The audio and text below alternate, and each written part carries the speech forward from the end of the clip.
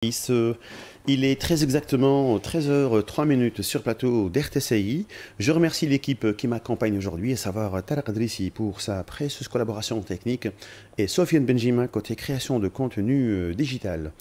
Dans le cadre de Panache, en ce dimanche 12 octobre 2025, j'ai le plaisir de recevoir parmi nous, donc sur plateau d'RTCI, donc une invitée de qualité pour parler d'un sujet capital, donc à savoir le bien-être des collaborateurs, donc la nouvelle clé de performance en entreprise.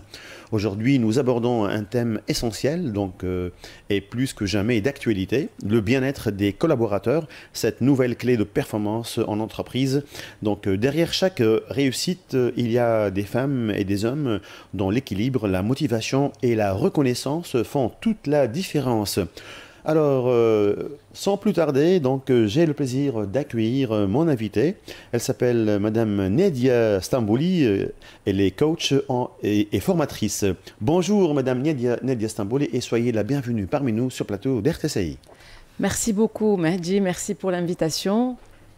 Alors c'est une première pour vous? RTCI, c'est pas une première, c'est une deuxième. Super, très bien.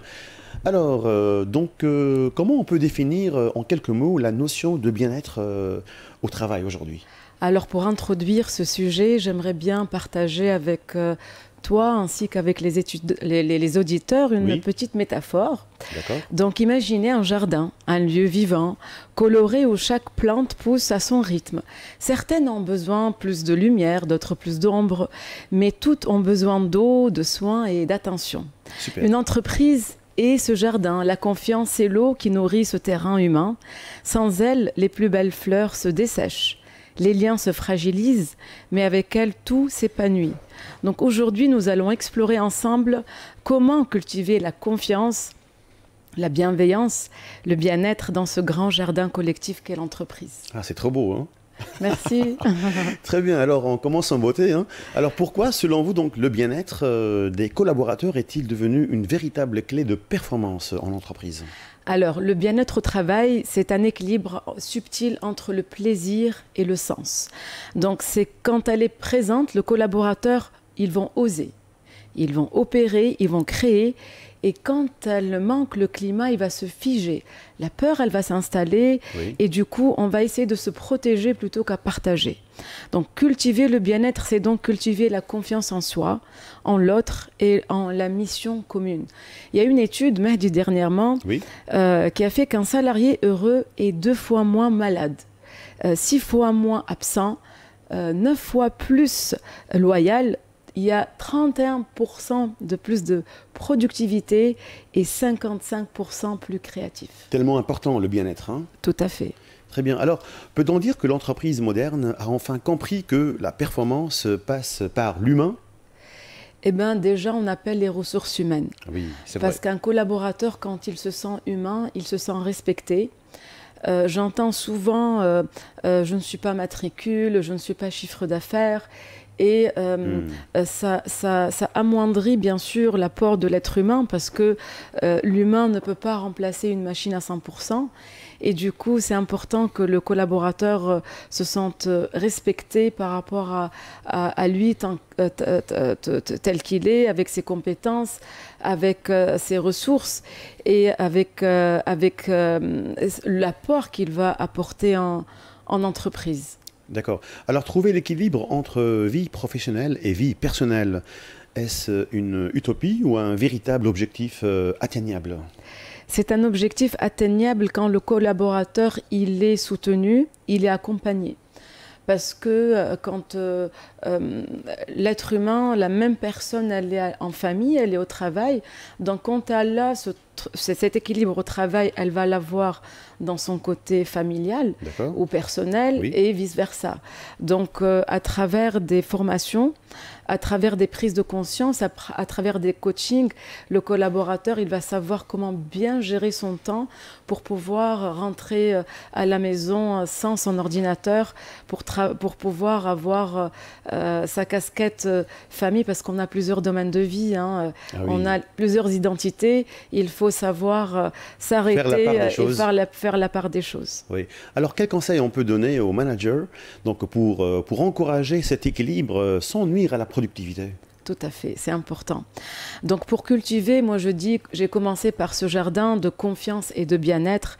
Il est important d'accompagner le collaborateur pour développer son intelligence émotionnelle, c'est-à-dire l'écouter, lui en tant que manager, l'écouter, le respecter et surtout le comprendre. Et écouter avec l'intention de comprendre et pas l'intention de répondre. Donc l'intelligence émotionnelle, c'est très important. Oui. Valoriser la reconnaissance, et on va la voir tout à l'heure. Encourager la coopération collective parce que le groupe est beaucoup plus intelligent que le plus intelligent des membres. Ah, c'est joli ça. Ah ben oui, Oui.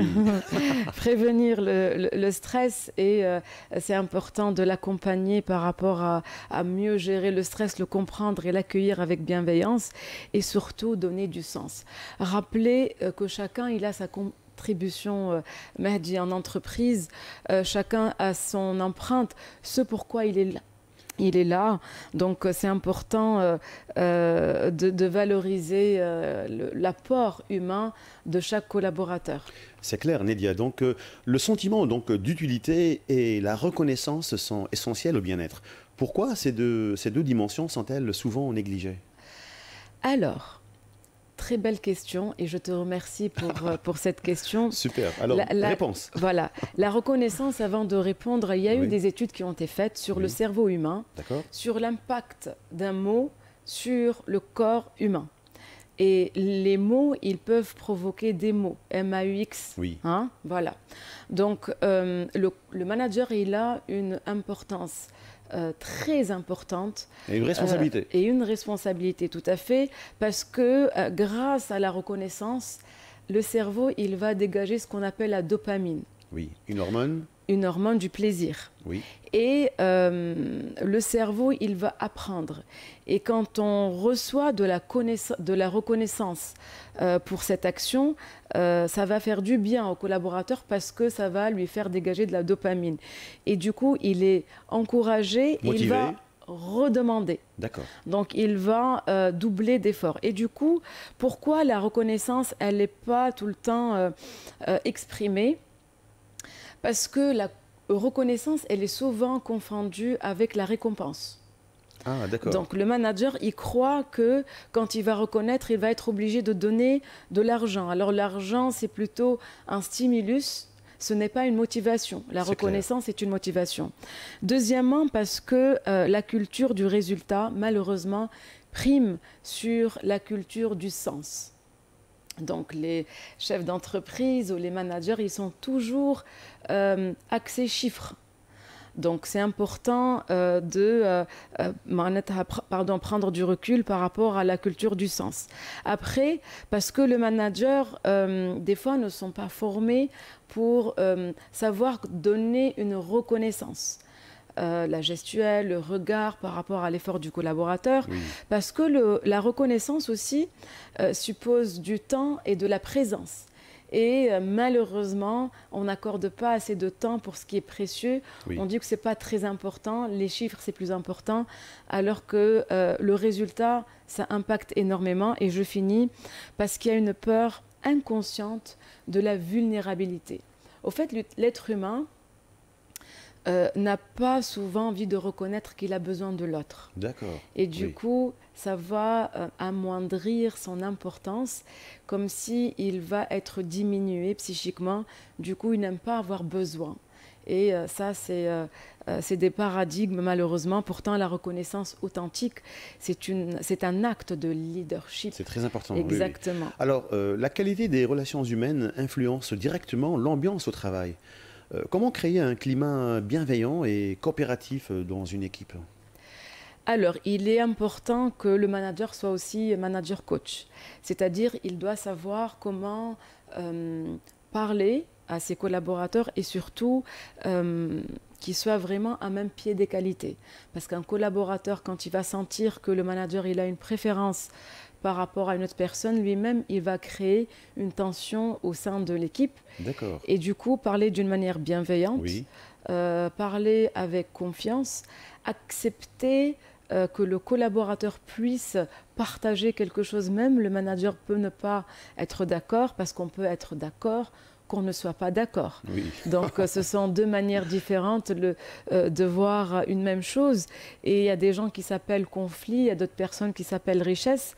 Et surtout, accepter la différence. Surtout. Hein. Oui, être plus à l'écoute. Et surtout, il y a un même cadre commun en entreprise qu'on oublie souvent, c'est la réussite, c'est avoir un même objectif. Souvent, c'est de deux manières différentes. Oui, ça me rappelle une définition de la gestion quand on était étudiant à la faculté. Donc la gestion a pour objectif essentiel la coordination des efforts individuels. Tout à fait. Pour atteindre un résultat, un objectif commun. Tout à fait. Voilà. Donc, en tant que coach, donc, vous observez un changement donc, dans la manière dont les entreprises tunisiennes abordent la question des relations humaines au travail. Tout à fait. Personnellement, je peux partager mon expérience après une formation, pendant un cycle de formation et de coaching d'équipe en entreprise. Je demande aux collaborateurs de tester des actions qu'ils ont, des apprentissages.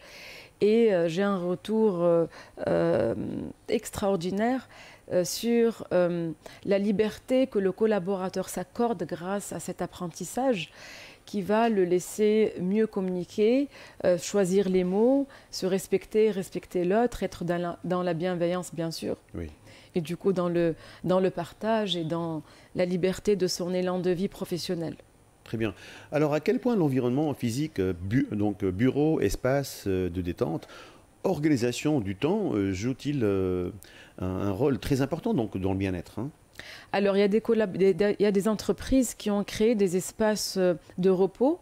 Oui. Il y a des entreprises qui ont créé des ateliers de théâtre. J'ai fait aussi des ateliers d'hypnose de groupe en entreprise. Ça aide énormément à lâcher prise. Mais c'est clair qu'on ne peut pas trouver ça donc, dans toutes les entreprises, uniquement les entreprises qui ont la culture d'entreprise. Oui, et ça commence, Mahdi, ça commence. Le bouche à oreille aussi fonctionne beaucoup. Oui. Et la prise de conscience au niveau de management, ils ont compris que miser sur l'épanouissement humain, parce que c'est très important, parce qu'un collaborateur heureux est une entreprise heureuse. Ah, c'est joli ça.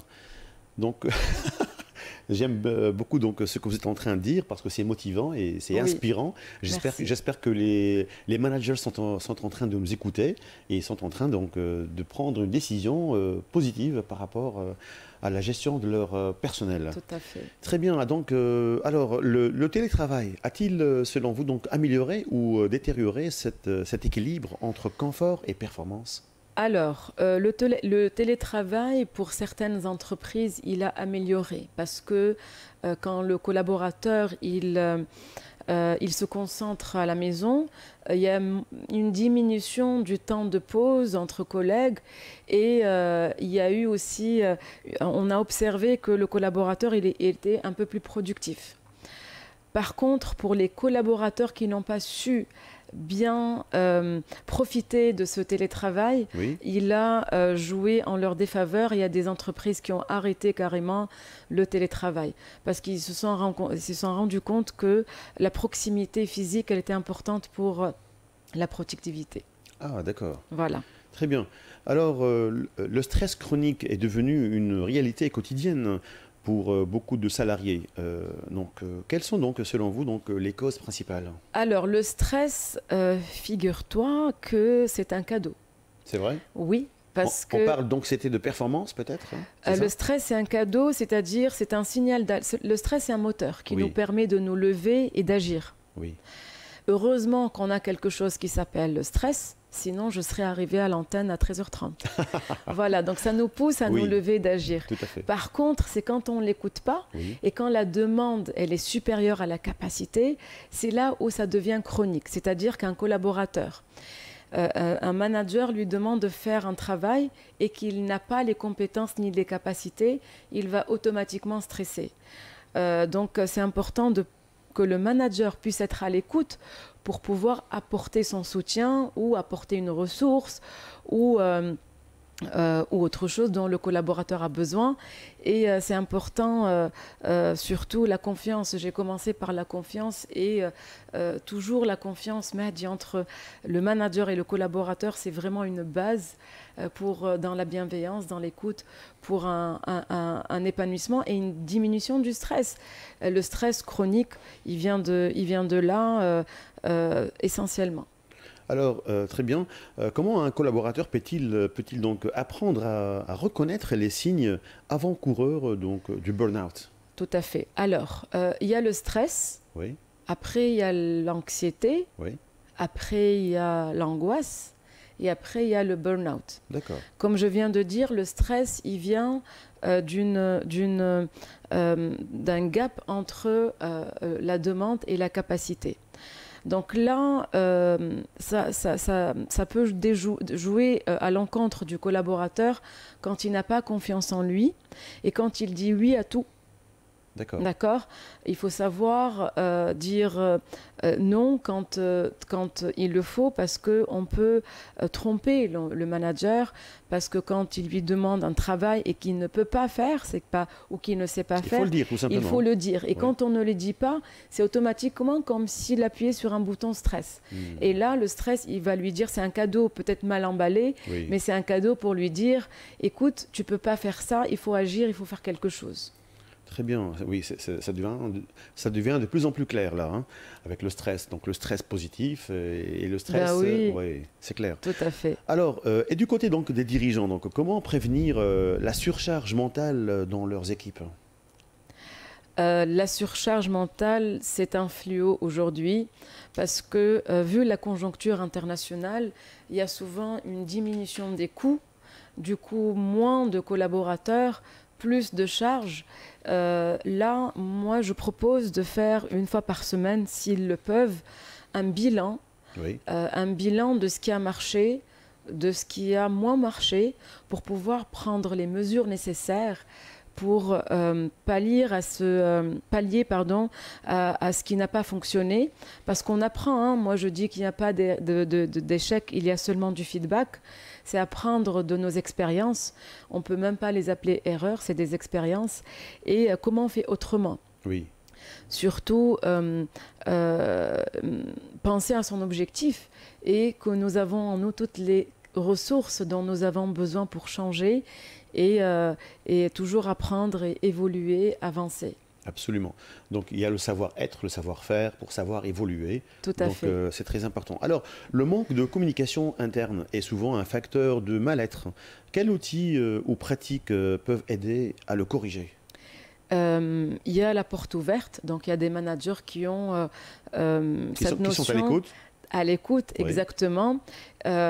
Aussi, il y a des urnes qu'ils peuvent mettre dans un endroit, à la cafette par exemple, où ils peuvent s'exprimer. Il y a les tables rondes.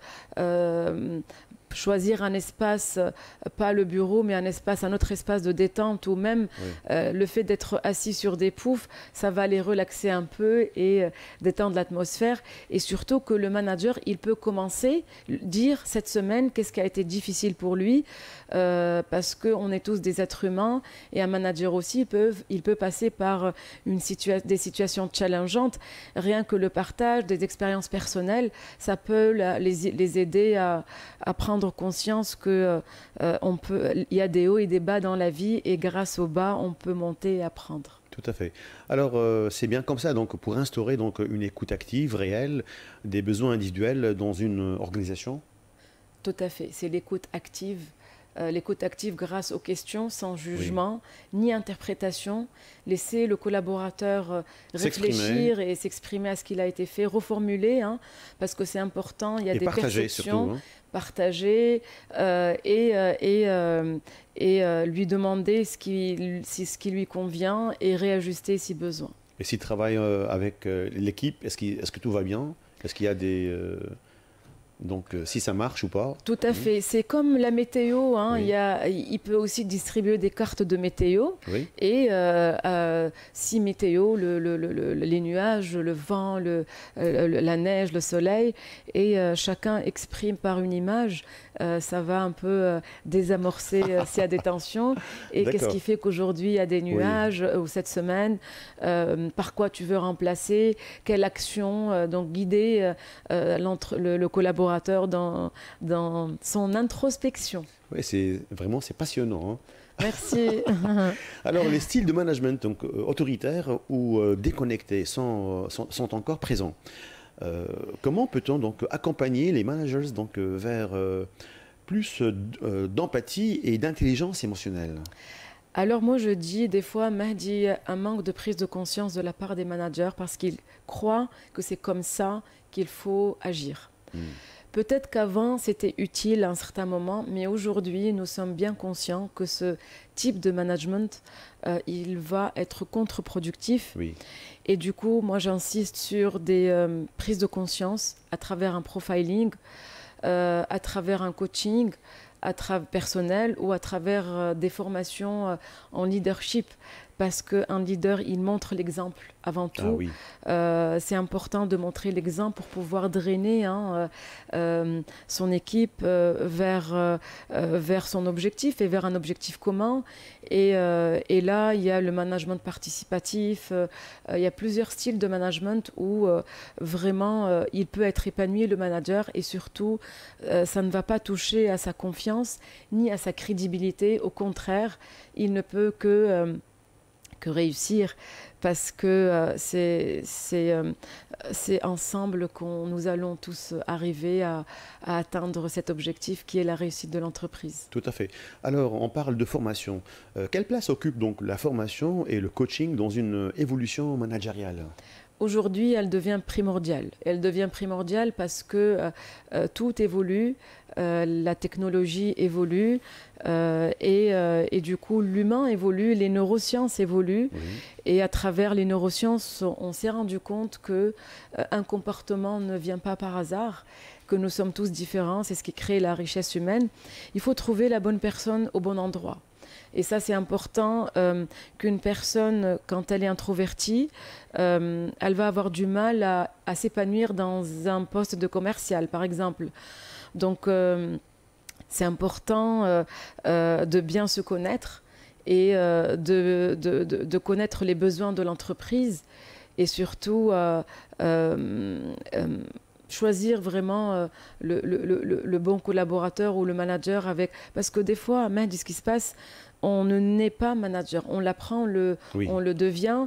Et du coup, il y a des entreprises qui ont détecté une compétence technique du potentiel chez quelqu'un, collaborateur, ils vont le promouvoir manager sans l'outiller. Voilà. Donc, c'est important de pouvoir remplir sa boîte à outils pour pouvoir bien se comporter avec bienveillance, avec écoute, avec respect, avec confiance, respecter les valeurs de l'entreprise à travers son comportement.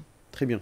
Alors, selon vous, donc, quels sont les piliers d'une entreprise saine où il fait bon donc, à travailler Alors, le savoir, oui, c'est important. L'être, c'est important.